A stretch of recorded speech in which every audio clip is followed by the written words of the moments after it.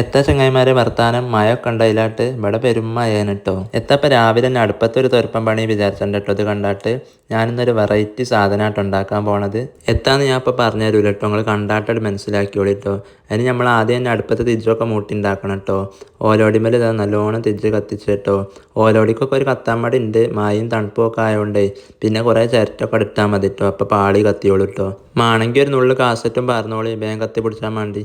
ഒന്നായിട്ട് കൗത്തണ്ട കേട്ടോ, ഒന്നായിട്ട് കൗത്തിയാൽ പിന്നെ ഇവിടെ തീപിടുത്താവേ. ഞാൻ കാസറ്റൊന്നും പറഞ്ഞില്ല കേട്ടോ, കാസറ്റ് ഇവിടെ വെളുക്ക് പാരാൻ തന്നെ തയ്യില്ല കേട്ടോ. കുറേ ഓലോടിയും ബെറുങ്കൊള്ളിയൊക്കെ വെച്ചാട്ട് പിന്നെ ഓടകോയിലെടുത്താട്ട് നല്ലോ ഊതി കത്തിച്ചിട്ടോ. ഊത്തിന് പിന്നെ നമുക്ക് പണ്ടേ ഒരു കുറവുമില്ലല്ലോ. ഇത് നമ്മളെ കാക്കൻ്റെ പെണ്ണുങ്ങളാടുന്ന് കൊണ്ടുപോകുന്നതാണ് കേട്ടോ. ചെമ്മീൻ ഓല് കടപ്പുറം ഭാഗത്തായതുകൊണ്ട് ഓൽക്ക് അവിടെ നിറച്ച് മീൻ കിട്ടിയണോല്ലോ കേട്ടോ. അങ്ങനെ ഈ ചെമ്മീൻ കിട്ടിയപ്പോൾ ഞാൻ വിചാരിച്ചിരുന്നാൽ നമുക്ക് ചെമ്മീൻ ബിരിയാണി ഉണ്ടാക്കാമെന്ന് കേട്ടോ. അതിന് ആദ്യം തന്നെ കുറച്ച് ഉള്ളിയും തക്കാളിയൊക്കെ വെട്ടിമുറിച്ചാട്ട് അടുപ്പത്തേക്ക് ചെറിയൊരു ചെമ്പട്ടി കയറ്റി വെച്ചിട്ടോ. ചെമ്പട്ടി കയറ്റി വെച്ചാട്ട് ഒന്ന് ചൂടായി വന്നപ്പോഴേക്ക് കുറച്ച് വെളിച്ചെണ്ണ പറഞ്ഞു കൊടുത്ത്. പിന്നെ അതായിക്ക് നമ്മൾ മറ്റേ സാധനങ്ങളൊക്കെ ഇട്ടെടുത്തിട്ടോ. ബിരിയാണിക്ക് ഇടുന്ന ഗ്രാമ്പൂ പട്ട ഒക്കെ അല്ലേ, അതൊക്കെ ഇട്ടെടുത്തിട്ടോ. ഇങ്ങോട്ട് പിന്നെ നമ്മൾ ഉള്ളി ഇട്ടെടുത്ത്. ഞാനും താത്തയും കൂടിയാണ് കേട്ടോ ഇത് ഉണ്ടാക്കുന്നത്. രണ്ടാൾക്കും വലിയ അറിവൊന്നും ഇല്ല കേട്ടോ ഇതിനെ പറ്റിയായിട്ട്. നിങ്ങളെ കമൻറ്റ് ബോക്സിൽ കമൻറ്റ് കാണാം, അച്ചേക്ക് ഉണ്ടാക്കരുത് ഇച്ചേക്ക് ഉണ്ടാക്കരുത് എന്നൊക്കെ. ഏതായാലും ഞങ്ങൾ ആദ്യം തന്നെ ഉള്ളിയും തക്കാളിയൊക്കെ ഇട്ട് ബാട്ടി മസാല ഉണ്ടാക്കുകയാണ് കേട്ടോ. ഉള്ളി വെളിച്ചെണ്ണയിലിട്ട് നല്ലോ ചേക്ക് തിരിച്ചെത്തിച്ചാട്ട് ഇങ്ങനെ ബാട്ടി കൊടുക്കണേ. ഉള്ളി കുറച്ചൊന്ന് ബാടി വന്നപ്പോൾ പിന്നെ നമ്മളെ ഇഞ്ചും വെളുത്തുള്ളി അരച്ചുണ്ടായിന് കേട്ടോ. അത് കുറച്ചിട്ട് കൊടുക്കുക കേട്ടോ. എന്നിട്ട് അത് നല്ലോ ഇളക്കി കൊടുക്കണേ. അങ്ങനെ താത്ത കുറേ നേരം ഇളക്കിട്ടോ, അതിൻ്റെ ആ പച്ചമണം മാറുവോളം. അങ്ങനെ ആ പച്ചമണമൊക്കെ ഒന്ന് മാറി വന്നപ്പോഴത്തേന് പിന്നെ കുറച്ച് തക്കാളി വെട്ടിമുറിച്ച് വെച്ചിട്ടുണ്ടായിന് കേട്ടോ. അതും കൂടി അതിൽ ഇട്ട് കൊടുക്കുക കേട്ടോ. പിന്നെ മല്ലിപ്പൊടി, മുളകും പൊടി, ഗരം മസാല പൊടി, അതേപോലെ മഞ്ഞപ്പൊടി, അച്ചക്കത്തെ കുറേ പൊടികളൊക്കെ അല്ലേ, അതൊക്കെ ഇങ്ങനെ പാകത്തിന് ഇട്ട് കൊടുത്ത് നല്ലോ ഇളക്കുക കേട്ടോ. എല്ലാ പൊടിയും ഏതൊക്കെയാണെന്ന് ഞാൻ എടുത്തിട്ട് പറഞ്ഞൊന്നുമില്ല കേട്ടോ.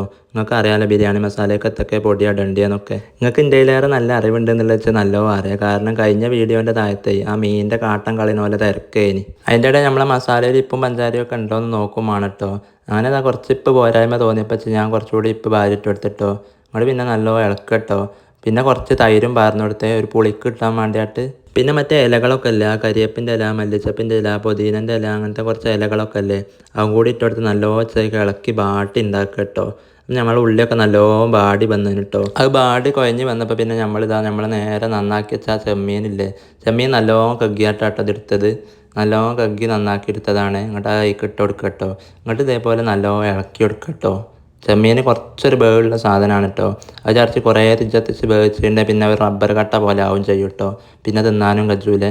ഇടയ്ക്കിടയ്ക്ക് ഇങ്ങനെ തുറന്ന് ഇളക്കി കൊടുക്കണം കേട്ടോ. കാരണം ചെമ്മീൻ്റെ ബേയ് നമുക്ക് എപ്പോഴും ഇങ്ങനെ നോക്കേണ്ടി വരും കേട്ടോ. മീൻ നല്ലോണം തേച്ചാക്കി നന്നാക്കിയിട്ട് എടുത്തതെന്ന് പറയാൻ കാരണത്താണോ, കഴിഞ്ഞ വീഡിയോൻ്റെ താഴത്തെ മുരിങ്ങൻ്റെ ഇല കഗ്ഗണ പോലെ തിരക്കുണ്ടായിന്.